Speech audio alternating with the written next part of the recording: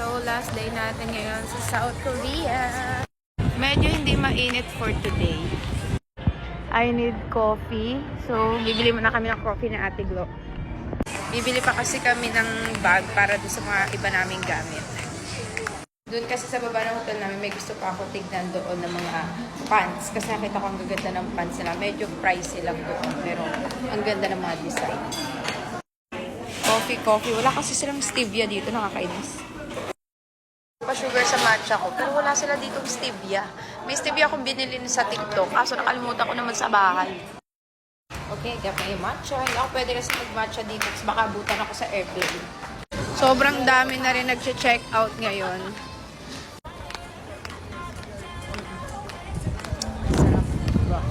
Kahit walang stevia, kaloka.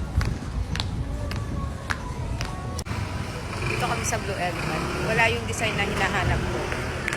Ang ina. Last hura bago umuwi. Meron kasi ako hinahanap dito sa pharmacy. Iba din yung price nila.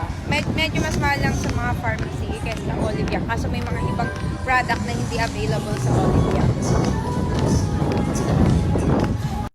Babae na kahit over luggage na. Magsha-shopping pa rin. Opo. Kailangan namin makahanap ulit ng bag.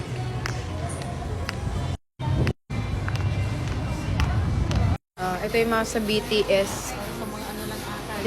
Sa mga BTS. At sila Jungkook. Ako na lang Nakiki-Jungkook ka ha? Kami ng souvenir ng BTS. Bibigay ko to kay Ate Weng. Nag-aaral din ako ng light stick kasi nagpapabili din yung friend ko ng light stick ng BTS dito. Nung nakaraan haba ng pila doon. Marami din sila ditong souvenir. Maganda bumili mga souvenir. Ayan. Bibili tayo ulit ng mga pants. Ang gaganda ng mga pants nila dito. Ang laki. Diba? Yung mga pants sila. Ito 39,900. Ang ganda. Ang ganda din neto. Diba yung mga pants, panalo. Dami pagpipilian. Ito maganda. 46,000 won. Ha? Doon sa kabila na namin, medyo mura. Dito medyo mahal kasi.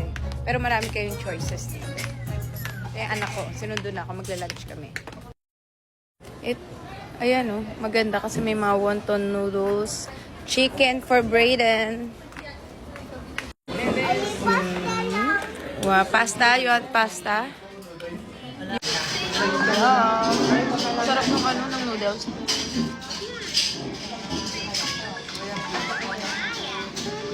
Sobrang miss ko na yung spicy. Sobrang spicy na yun. See you when I see you again, Korea. Mamiss ko talaga yung Korea. Kunin mo na yung 4 lang yung liliit. Back to work na tayo. Busog na, hindi na namin naubos yung mga noodles.